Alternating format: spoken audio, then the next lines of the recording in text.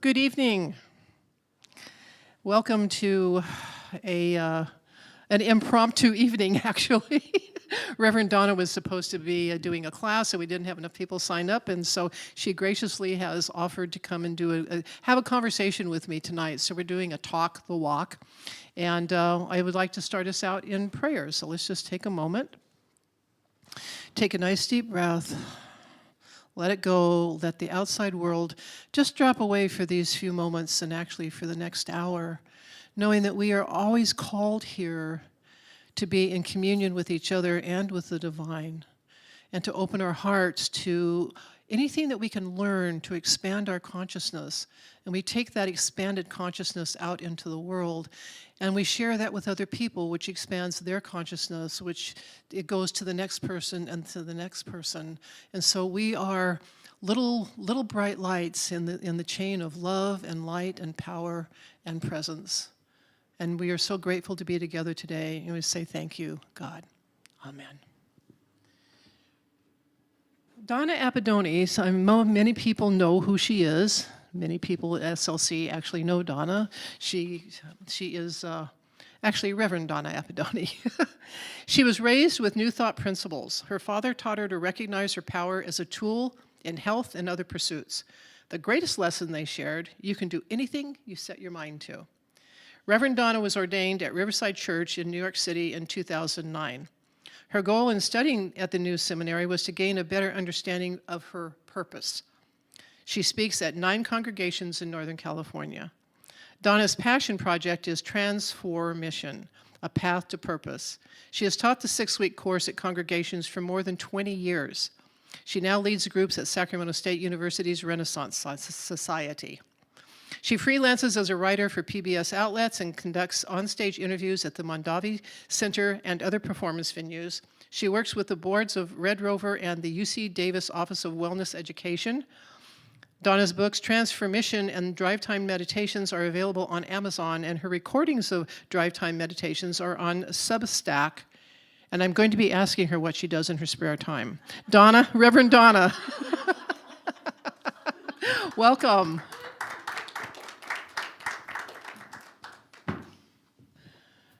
Wow. Wow, well, that's where we are. Wow. Thank you for answering my call on Friday and saying yes. Well, you know, I didn't realize when we had to cancel TransForMission class that it really put you on the spot with having to fill what I wasn't going to be here for. So I guess I should be thanking you for covering all these Wednesdays. What? It was only 7 nights. Yeah, you know, it's the way Spirit works in our lives. And you were saying that it was in January or February of what? 2020. When we first did our first conversation. We did with each our other? first conversation here, and you and I had not really talked very much in life before that. But you invited me to do one of these in January or February of 2020, and I only remember that because the whole world shut down shortly thereafter. And now we're great friends. And yeah, and we're going to be collaborating on some other nights. In fact, we're going to be doing the 12 powers in 4 Wednesday nights starting next week. So stay tuned we'll be talking more about that on Sunday service, and you'll get more information about that. So Donna. Yes, Deborah. You have said, you say in your bio that you were raised with New Thought principles. So were you raised in a Unity church? No. Okay. I was not raised in a Unity church, but my father, when he was, 20 years old-ish, had an illness and was looking for comfort and some hope in a very serious illness. And somebody gave him a book. Now, I don't know which book they gave him, but I know that I found out much later, after he died, that he was as a young person, was into Edgar Cayce, and I think maybe Mary Baker Eddy. So maybe one of those books was what he received in hospital. And he felt that it made a big difference in his life. So I don't even know if he knew what new thought was. He just knew that work and that it worked for him. So he raised me with these principles, and I never had a name for them until I was much, much older and found out about unity and new thought and said, you mean there's like a whole movement of people who know this stuff? I thought it was just my dad teaching me this. I had no idea. So so I was raised with it, but had no name for it. And that's interesting because I guess I was born an optimist. I had somebody tell me once that I was put here to annoy the pessimists. That's a direct quote. And I, just kind of never fit in with the world. And I was fortunate. I was 25 when I landed in a New Thought church, and very quickly went over to a Unity church. But I went to the Unity church, and they had this thing called the Daily Word. Yeah. And I looked at that, and I said, well, my people in my little town had the Daily Word, and I'm 25 years old. And I said, how come people have been keeping this from me my whole life? My whole entire life. No one would tell me. I'm 25. And, but all of a sudden, things that I thought or the way I related to the divine started falling right into place when I got into the right environment. I've seen the Daily Word in people's homes who are all kinds of different paths, all different kinds of spiritual traditions, and I'll bet they don't know what they're reading. But it lands in people's, don't tell them, it lands in people's homes and they love it no matter who they are. It's universal. So could you, is there a difference in the way, so the way you were raised, you can do anything is possible, that served you. How did that change when you came into a more formal, more structured experience of it, or a more structured teaching of it, or where you have a better framework? Maybe that's the word. Framework is a good word, yeah. That's a good question. And I know from interviewing people that when they say that's a good question, it means they're stalling because they have no idea what the answer is. That's a good question. You're welcome.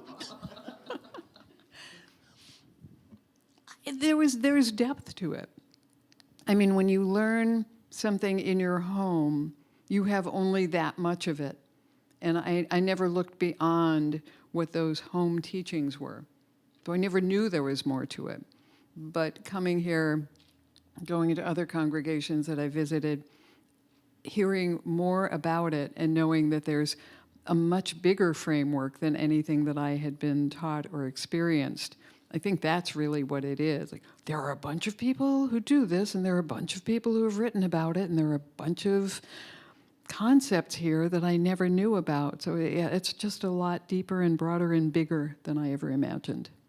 But it probably, for me, it gave me tools to use. It's like it's one thing to have this intuition that yes, anything is possible with God. If I think about it or manage my life correctly, things will go well. Mm-hmm. But the tools that we get when we're that furthers that, and I feel so fortunate that I was so young. I would go to the prayer group, and everyone was, our age now. All of the people in that prayer group were in their, at least their 60s or 70s.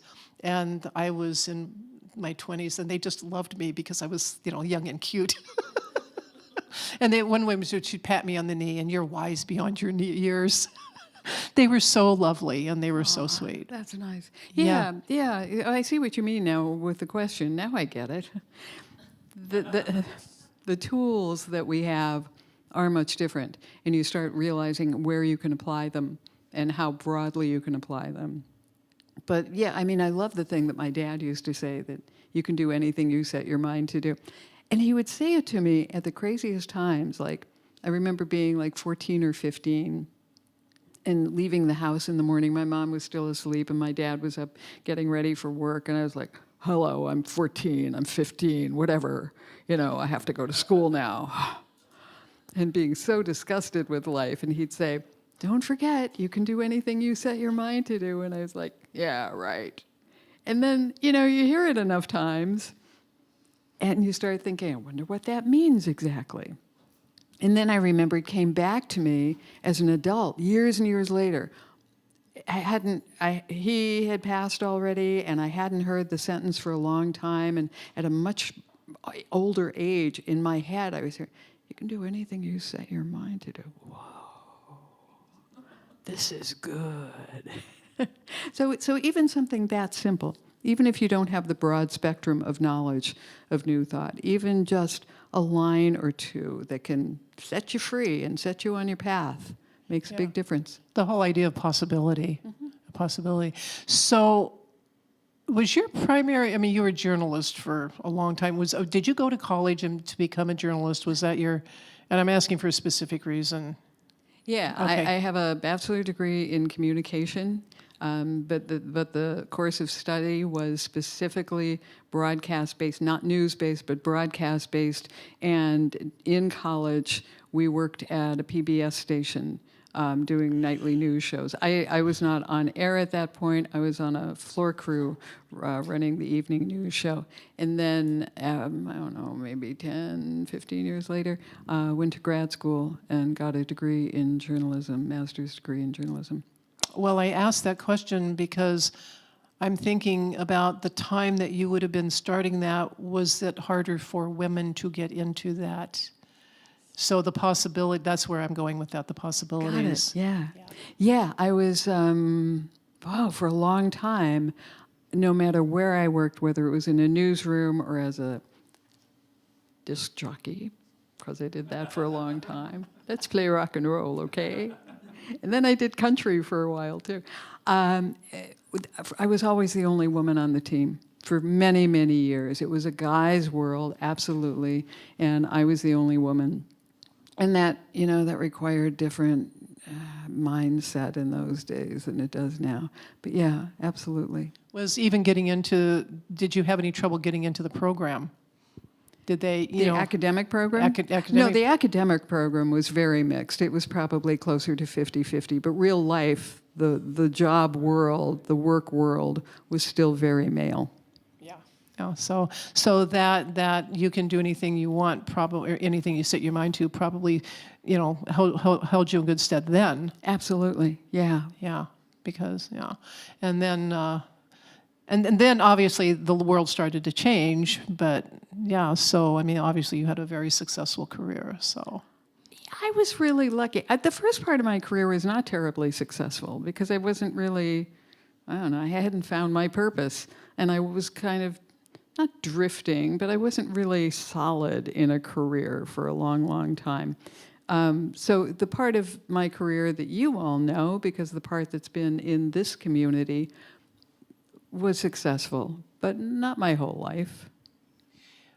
So I'm going to change, something popped into my head while you were saying that, and you were going to be teaching your TransForMission class. What's the difference between a purpose and a goal? I'm glad you asked. What a good question.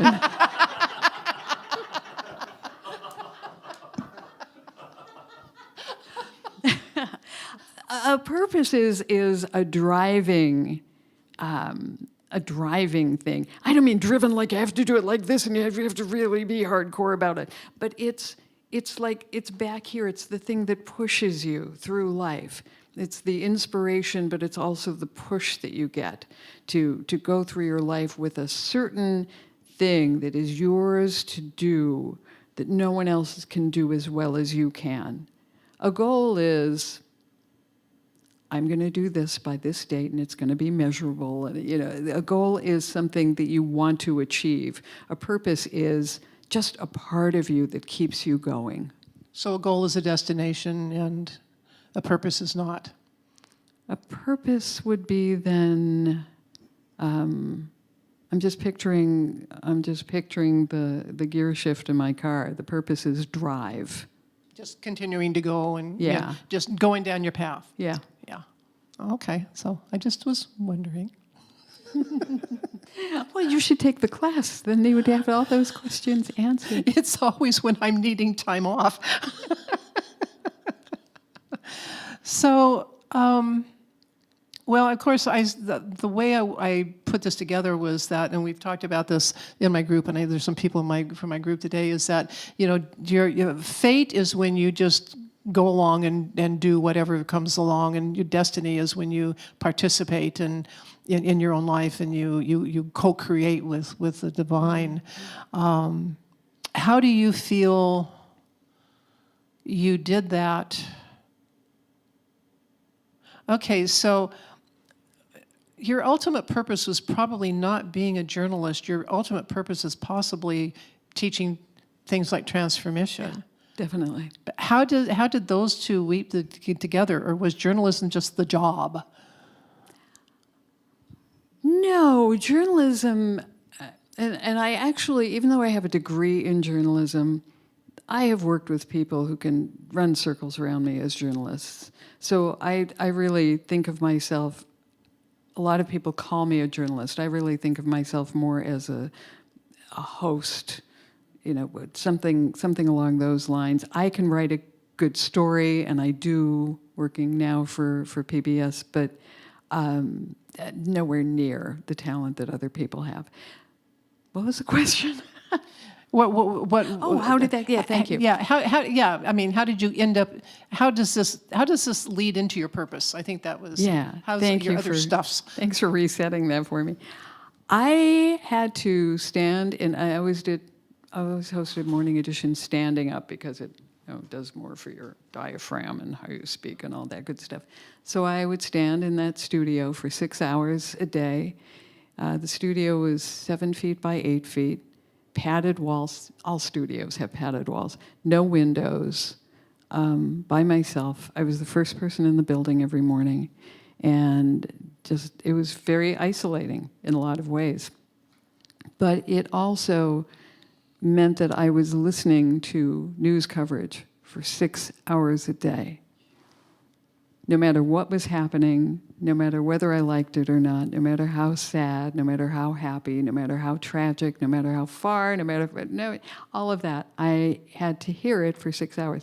Y'all can walk away from news coverage when you don't like what you're hearing. I never could. And I got to a point where I thought, this could get to me if I'm not real careful about this. So how am I going to do this? And I decided that the only way I could do it was to go into a total place of empathy. Just make sure that I'm always listening to everything with the most open heart, like more open heart than I ever knew I could conjure. Let's just make sure that, and that meant no matter who was in the news, whether I liked that person or not, I had to see them with a totally open heart.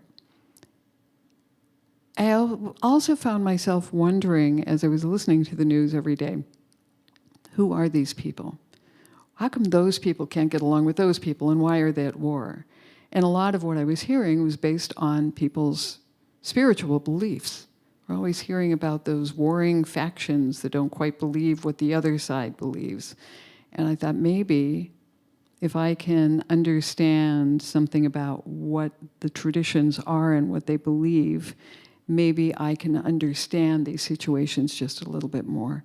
But at the same time, maybe I can open up with that empathy a little bit more.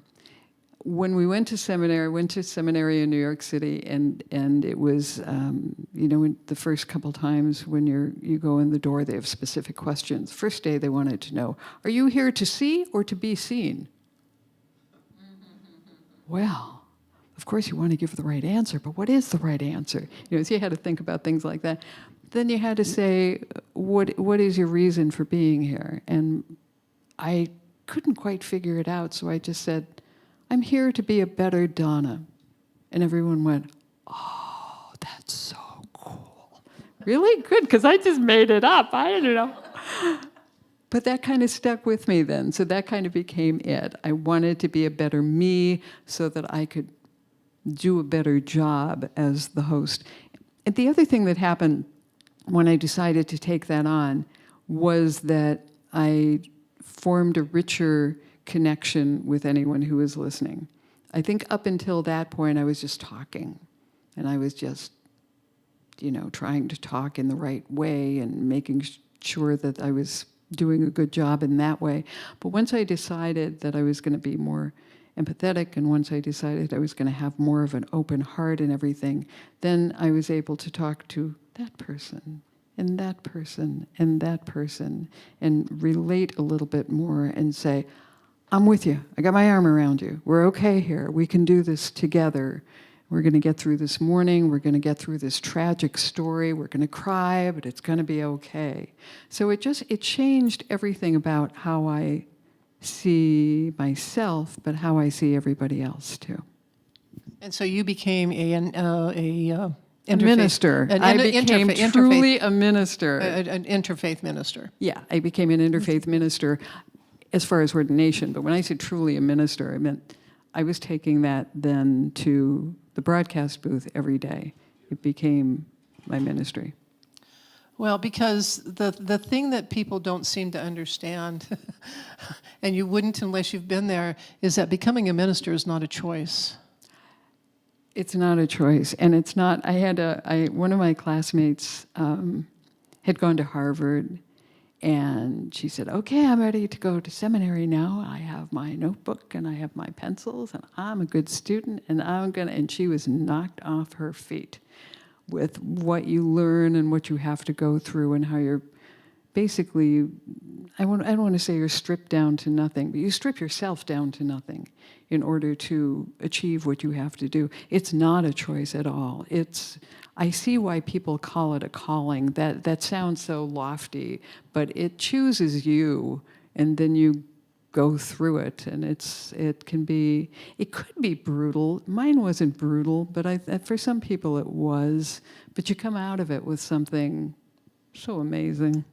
Well, but then once you're done with seminary and you're out into the world, there's a whole other layer of being a minister and doing the thing, and you did it through you used your ministry through your work that way. It's just. Well, I'm going to go off track for a minute here and say there's this book I was reading, it's a science fiction. Well, it's a science fiction type book, and there's this man who is a monk of some sort, and he has the ability to communicate with someone after they have died for within the first few hours. And so it's actually a murder mystery. And they come to him and they say, go, talk to the dead guy and see if you can find out who killed him. And it's really a neat story. It's just not as weird as it sounds. And there's 2 books about this, and I can't remember the name of either one right now. But whenever people would come to him and say, "Oh, thank you," he would say, "I follow my calling." Mm-hmm. And I started using that when people come to me now and are so grateful for what I've done. Or whatever I've said, or whatever their gratitude is that it is a calling, and I've decided that it's not lofty. A calling is not lofty. It's a lot of responsibility. It's a lot of work, and I'm not special in that respect. This is the calling that you and I both have, and anybody who's. But the thing is, I think we all have a calling. Well, yeah. It's just we get to have titles. But so that's the purpose thing. It's a calling in a way. It is, and I didn't mean that the calling was lofty, but sometimes the word calling sounds a little bit lofty. Yeah, and so eventually it became, when I started to understand what my purpose was, then realized gradually through teaching TransForMission that's really my purpose, is to help people uncover their purpose. That's really what it is. And I mean, having a job in the community where people know who I was just means more people come in the room, and that's nice. Being able to stand in front of a crowd easily just means that, okay, maybe I can do something to teach, and that's nice. But really, it's what happens in that room, and I have nothing to do with it. I just facilitate a room full of people, and you uncover your purpose. And I just sit there and go, wow, look at that happen. And these light bulbs go off over people's heads, and some of them laugh, some of them cry. All of these changes are taking place right in front of me. And I'm just the facilitator. I'm just asking the questions that bring this stuff out, that help people uncover. And other than that, I just get to watch and hold space. That's a really important part of what we do, just making sure we're there again with the virtual arm around you. I just watch it happen. We essentially do the same thing. It's like the group that I have a private group that I work with, and it's because my purpose is to help people discover their personal relationship with the divine, whatever that is, because everybody in this room has a different relationship with the divine, and everybody's hearing exactly the same conversation. You're also hearing a completely different one because you're all different people. And I think that understanding is that we're all exactly alike and we're all completely different. Yeah. You asked the difference between goals and purpose and how that works. There was a person in the class, the last cohort that I did at Sac State, who he had a list of things. I think I know my purpose now. I have a list of 25 things I want to do. And I kept saying, it's about being. It's not about doing. It's about being. Yeah, okay, well, let me add a couple more because I have 27. Like, okay. And he went through most of the semester doing that. And then something triggered him. I know what it was, but it's not worth really explaining here. Something hit him. And all of a sudden, he knew the difference between having that list of goals and having his purpose. And one day he walked in and he said, I'm almost 80 years old. I don't have that much time left, but I want to make sure that the time I have left, I'm really doing something that means something, that has purpose. So I've decided, based on my family's needs, that I'm going to support this particular cause. And I know it's controversial, and I know I could get beaten up, and maybe when I get beaten up, I'll die. But you know what? I will have done something for future generations, and it will be worth it. And we all went, that's purpose. You put the list away, you put the pencil down, and you say, I'll do anything to make this work, whatever it is for you. It was a beautiful thing to see. And again, I just get to watch all of this. Yeah, it's amazing to watch when people go through these transformations, TransForMission, and the way you do it, is your way of doing it. My way is just as interesting as that. Many years ago, it was probably 2017, 2018, had this group of people, and they'd come in, and I would just make up a topic most days and throw it at them, and I would decide, okay, we've got to get a little more structure. And so they came in one day, and I said, let's talk about the Lord's Prayer. And I wasn't talking about let's rewrite the Lord's Prayer or anything, let's just talk about it. Well, there were two people in the group who were raised very, very strict Roman Catholic schools, the whole bit. And I could just see their eyes roll. It's like, okay, the Our Father, because, of course, for them, it was simply something rote that they had to say after doing confession and all of that. And so what we did was the first week we go in and we take the first line, Our Father who art in heaven, and I wrote it up on the board, and then we started saying, what does Father mean to you? What was, and we just, and heaven, what is heaven? And we came up with different words for those words. And the next week we came in, and I thought we were going to do this for about 3 weeks. We worked on that prayer for 4 months. Mm-hmm. And watching the change in people as we got farther into it, and we were finding different words. These two people who were essentially, they were being polite, but they were kind of rolling their eyes. By about the third week, I could see light in their eyes as we were giving new meaning to this thing that had been such a load on them, and to redefine their relationship by changing the words. Mm-hmm. Changing the words, and and it turned out, and we ended up with our own version, and I can't tell you how many people have rewritten the Lord's Prayer, but this was very much a new thought, all-inclusive kind of prayer, and it was beautiful, and they were so happy and so proud of themselves, but the light in their eyes was just amazing. Mm. It's the same kind of thing, Yeah. And in that case, nobody was really talking about their personal transformations. I watched it, Yeah. And which just goes to say that there's so many ways of doing this work. Oh yeah, it's endless. I listen every fall, every October-ish. I listen to the high holiday, or watch on video, the high holiday services from, I guess it's Central Synagogue in New York City, because I just think they do a really nice service, and I think that time of year is so special.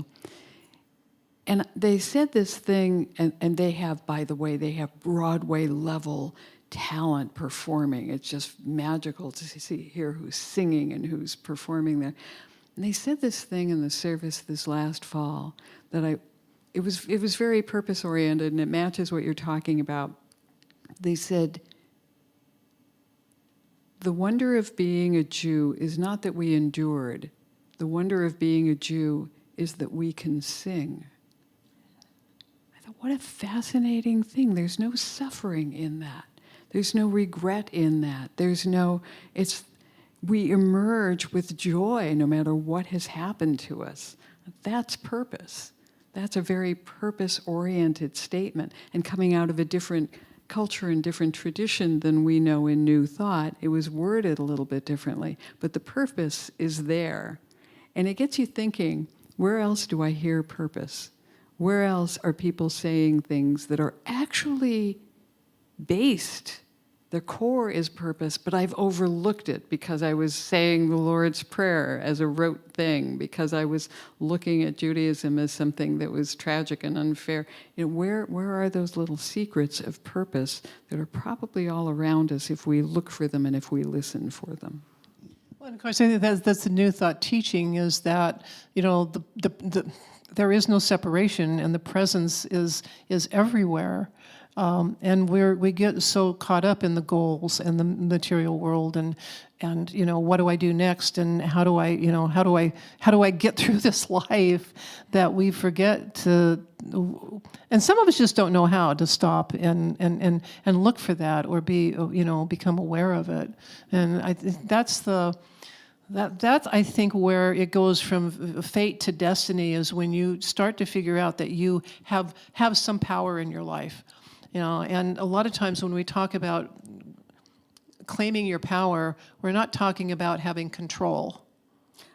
We're not talking about controlling the outside world. I have a person that I know, and they're very much, their spirituality is very much like mine and everything. And the other day they said something that actually shocked me, because I thought, we always, of course, we talk with someone and we think we're on the same page. And he's told me, he says, I think I'm finally getting to the point where I realize that the only thing I can control is within me, and I can't control the outside world. And I had thought he was already there for years. But, because he's a very spiritual person, but I think he finally had one of those extra, another level of aha. Mm-hmm. Is that, because when we talk about positive thinking, we're not talking about changing the outside world. We're talking about changing what's inside us. Yeah. Like you changed what was inside you in order to continue in your job. You probably couldn't have continued to do that job much longer if you hadn't found a different way of Right, I was able to do it for another 15 years, yeah. Two of the great teachers who I've known who live in our area have commented on that. One is a retired Unity minister whose name is Wayne Manning. And he would talk a lot about control. If somebody said, I feel like I'm losing control, I'm out of control, he'd just laugh and he'd say, when were you ever really in control? Oh, okay, Wayne. And then Rabbi David Azen, who runs a congregation in Grass Valley, I asked him some really hard question one time, and he said, that's when I remember that I don't know. I thought that was so brilliant. It's, of course, there's so much that we don't know, that we'll never know. And just the ability to sit there with someone and say, just remember that you don't know. Oh, I have permission to be stupid about this and to not know, but to have some other understanding of it. A couple of good teachers for me. Yeah, because we do live in a world where we're supposed to know everything, and I think one of the greatest gifts a person can have is the ability to say I don't know. And I have to say that right now my husband is in a hospital, and yesterday he was talking about some things and asking me this and that and this, and I said, you know what? It's all okay. And I said, I understand that you feel like you've all lost all control over your life. I get that. And he said, you're right. And so we talked about that a little bit. And it was really a nice conversation. And I was sort of proud of myself for recognizing it for where it is right now, because on some level, yeah, we have control. If we can get up and drive somewhere and do things, we do feel we have some control in our lives. But we cannot control the outside world. Right. And so... And how cool that you could recognize it with him, because sometimes when you're that close to someone, you can't really see it that way. But to be able to identify it and then have the relationship with him that you could say it and he could hear you. Well, I will tell you, actually, I learned it. I've learned it a couple of times with him. He was in the hospital twice in November, and both times when I was bringing him home, he was telling me how to drive. And I said, okay, I realize you're trying to get control of your life, but this is not how you're going to do it. Because he's trying to, pull it back together and regain his dignity and his whatever. And so those two times I went, okay, this isn't nothing to do with me. This has to be with him feeling completely disempowered. Mm-hmm. And so I somehow, when I told him that I understood he didn't feel like he had any control, he seemed to feel somewhat empowered again. Yeah, it was really interesting to watch the little shift that happened in his brain. Yeah, and that's part of the fate versus destiny thing. Fate is, oh my gosh, I'm in the hospital and I don't know what to do, and destiny is, I don't know. And I'm open. Mm-hmm. And I'm going to open my mind and my heart to what comes next. Yeah. It's and the other thing is that this is all a great mystery, and we really, honestly, we could sit here and talk about this forever, and we still really don't know what's going on. I think on some level, we don't. We don't. We're not supposed to. I always feel like, I don't know how you do this, and I don't know how you do this, but there are a lot of things in my life where I say, I don't have the answer for that right now. But by 5 o'clock this afternoon, I'm going to know what I need to know to make a decision. Or when I wake up tomorrow, I'm going to have enough, I'll know enough that I can decide what to do. And it always works for me. It always works that I get to that point where I say, okay, I know what I'm going to do. Oh, yeah, look, it's 5 o'clock. It worked again. Yeah, I mean, and I think that is part of what we understand in New Thought, knowing the power that we have, knowing what our personal power is, allows us to say, I don't know, but I have access to what I need to know. And then just being opening to that and letting go of how it's supposed to come in. Mm-hmm. Because, when I first started in New Thought in the, when was this, the 70s, New Thought had gone from, it started out as a healing ministry. Unity started out as a healing ministry. And then as the years went by and, we got more technologically adept medically, and we got antibiotics and stuff like that, it started shifting. And then I've often wondered, and I haven't done the research, but my guess is that the teaching started more towards prosperity because of the Great Depression. Yeah. So in the 50s, there was all these books on prosperity, and by the 70s, prosperity was the primary thing. Healing was there, but, the treasure maps and all that was huge in the 70s, like 75, 78. And so I came up through the prosperity times. And they talked about being very, very specific. So if you wanted to, and it was always like you want a red Porsche with, you make sure that you're visualizing exactly what you want. But as I grew in my own spirituality, I understand, because even then there was a mixed message. Visualize exactly what you want and then say this or something better. Mm-hmm. And that mixes up the message. And the thing is like, I want a really, really nice house with blah, blah, blah, blah, blah that accommodates everything, but then be open to what that really will look like in the end. And not, say it has to have the rooms on the second floor in this order, because people will do that, because you're going back to limiting yourself. Yeah. And so it's, it's about, this is what I want, this is something better, but I've stopped being that specific anymore. Besides, I need an answer to this, noon would be good. Yeah. Yeah, but, or looking at it like I'm looking for this new home and I'd like it to be really nice because I want to bring people in for X purpose, to have dinners that are fundraisers, whatever it is. It's not because I want a luscious home with, lavender sheets. It's because, where did I come up with that? But because I want to do something with this home that has some value. And it's it all comes back to that, what you set your mind to, you can achieve. It's it's that whole idea of the potential, and I love that quantum physics has come along. I mean, on one level, it just breaks your brain, but on another, but they are absolutely proving everything that from, well, of course, this goes way back to Socrates, all of those people, but Phineas P. Quimby, he started kind of the New Thought thing, and then Mary Baker Eddy studied with him, and then Emma Curtis Hopkins, who's the mother of the New Thought churches. And they all, come out of that same pot, and it's just, yeah.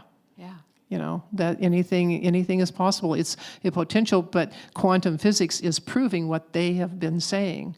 Right. And you can look at the Fillmores and just say, okay, the quantum physics is proving this and that. Yeah.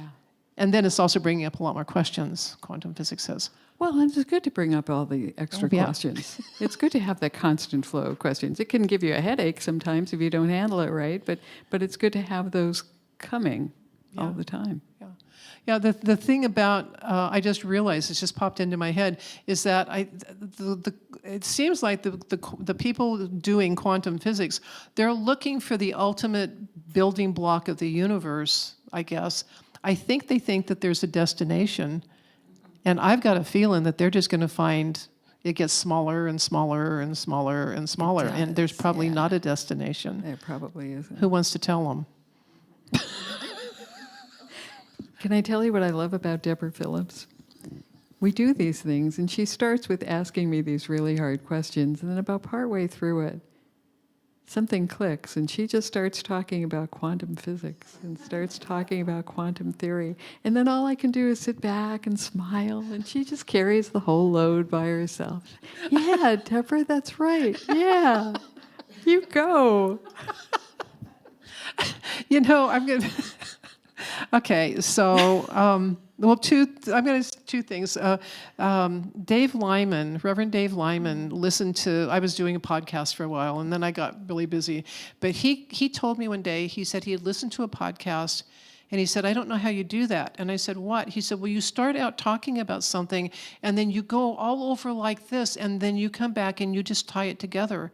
And he said, I could never do that. He's right, he can't. You can.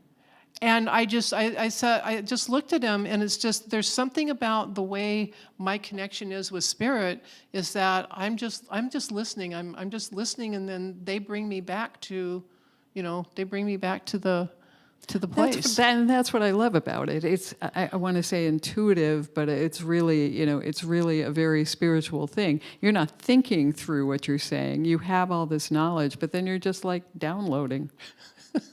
Yeah, I am downloading most of the time. I had somebody once tell me, he said he was fascinated, and he said I was like a blind person who knew exactly where they were going. Ooh. That's the best compliment I've ever had. That's a nice compliment. Yeah, it was cool. That's great. But what I like about you is you're so grounding, and so at some point, yes, but at some point you bring it back. Like, hey, should we talk about the real world again, Deborah? That's a nice compliment. No one has ever called me grounded before. Well, compared to, no. So then you can. I mean, I know that I have created or I have participated in my destiny from the time I was.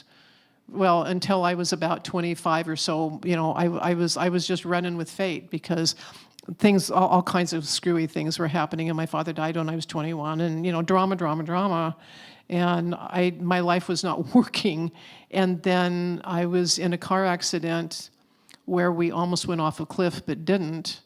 And then the next day I decided I needed to go back to church because I'd gotten tired of the Episcopal Church. And so I found an independent New Thought church, I didn't know what it was at the time, in the Yellow Pages. I am here because So of did I. Yes. In the Yellow Pages? Yes. I found Spiritual Life Center in the Yellow Pages after the death of my partner. I was looking for something, and I couldn't figure out what I was looking for, and I hadn't really made the connection between New Thought and what my dad had taught me. I was just looking for whatever, but I didn't know what I was looking for. Very much found it in the Yellow Pages. I didn't know that about you. Why do we think that's cooler than finding it online? You know how many people would hear this and not know what the Yellow Pages were? There is that. Anne Roach also found through the Yellow Pages. Yes. Yeah. That's interesting. Oh, and the other thing is when were you said you were ordained in 2009? Yes. What month? I guess it was May. I was ordained in April. Oh, no kidding. How about that? I didn't know that about you either. How about that? Yeah. And somehow, Riverside Church in New York City. Oh, okay. I was in Mesa, Arizona, in an independent New Thought church. So something brought us together, and we don't even know what that was. We don't know how we started actually really. I must have just invited you to interview you. I guess so. I don't remember how the invitation happened. I just remember that was really the first time we talked. So that was us each following our own path, and now this is bringing us to collaboration here and probably more out in the world as we move along. So, well, Donna, I so appreciate your coming tonight. Oh, what a pleasure to be here. It's fun. I called her on Friday and said, so I think you have some free nights. Since you're not teaching your class, you're not busy on Wednesdays. And how spontaneous are you feeling? So I really, really appreciate your... Well, it's a pleasure to be here and nice to see all of you. And we're going to be talking about the 12 powers in many of the weeks to come. Not consecutive weeks. We're going to do next week, the first week in February is the birthday bash, so we won't do a program that night. And then we'll do the rest of February. So we're going to do 4 nights, so we'll do 3 powers each night, and we'll do the 12 powers. And I have no idea how that's going to go, but we'll probably be slightly better prepared. So thank you for coming. I'm not going to ask about newcomers. I think we're good. But this is a time that we can support Spiritual Life Center. Excuse me. Give Cameron time to bring the slide up. So if you're watching us online and you would like to support Spiritual Life Center, you can text SLC Love to 44321. You can also go to our website and click on the donate button. And of course, you're always welcome to mail in a check or donate another way. And we really appreciate all your support because we really believe that our message is very important to the world right now. And so let us say here in the sanctuary our our blessing together. Divine love as me blesses and multiplies all that I have, all that I am, and all that I circulate.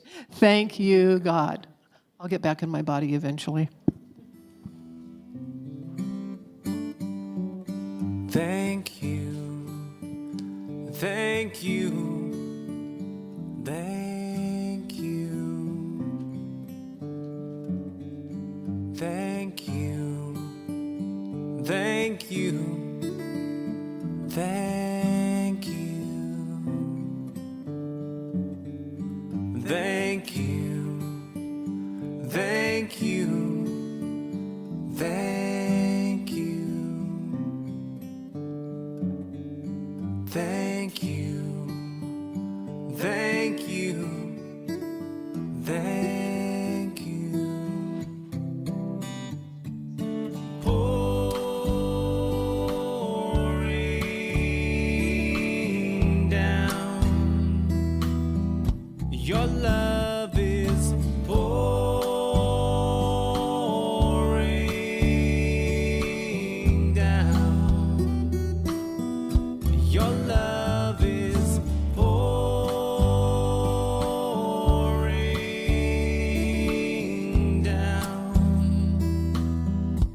Your love is pouring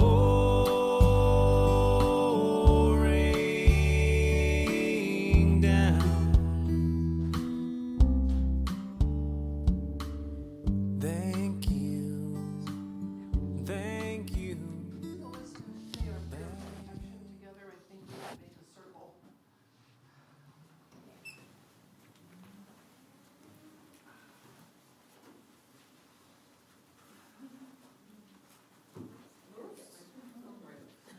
Thank you for being our small but mighty group. Whenever two or more are gathered together in His name.